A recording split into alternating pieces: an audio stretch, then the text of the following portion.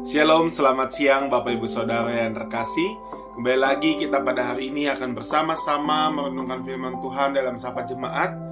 Namun sebelum kita akan mendengarkan firman Tuhan, mari kita satu dalam doa. Mari kita berdoa.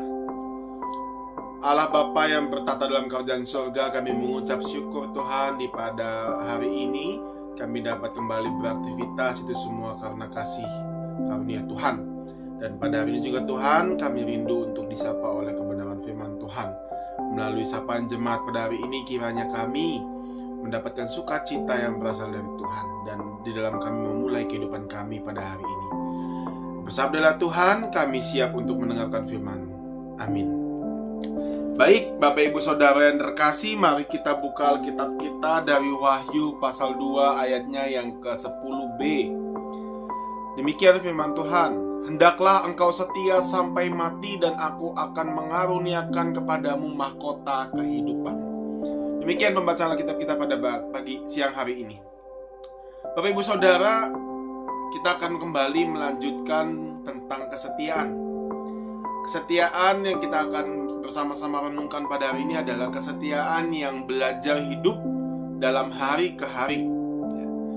Bapak Ibu, ketika kita mendengar kata setia sampai mati, nah, kita seringkali membayangkan Bapak Ibu tindakan-tindakan besar seperti bertahan dalam penderitaan, mengorbankan diri, atau tetap teguh pada saat-saat yang menentukan.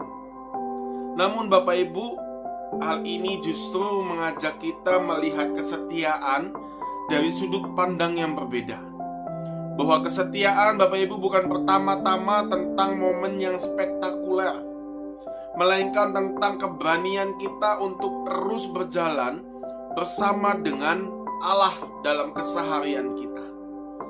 Nah, kalau kita lihat Bapak Ibu, Allah sendiri menyatakan kesetiaannya bukan hanya pada peristiwa-peristiwa besar, tetapi melalui hari demi hari. Karena itu dalam Injil Lukas Bapak Ibu memberikan penekanan pada kehidupan setiap hari katanya. Kenapa? Karena setiap hari ini kita diajak untuk memikul salib itu setiap hari, mengikut Kristus setiap hari, dan mengalami penyertaan Allah juga setiap hari.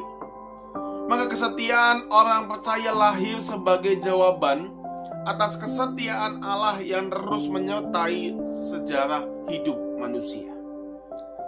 Kita diingatkan Bapak Ibu bahwa tidak pernah ada kesetiaan yang bersifat monumental. Justru kesetiaan selalu membutuhkan durasi. Ia bertumbuh melalui pengulangan, ia bertumbuh melalui ketekunan, ia bertumbuh melalui kebiasaan-kebiasaan kecil yang dikerjakan dengan kasih.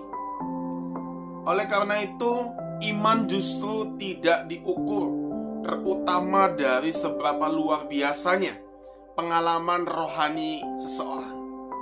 Tetapi iman itu diukur dari kesediaan kita untuk terus setia dalam hal-hal yang sederhana.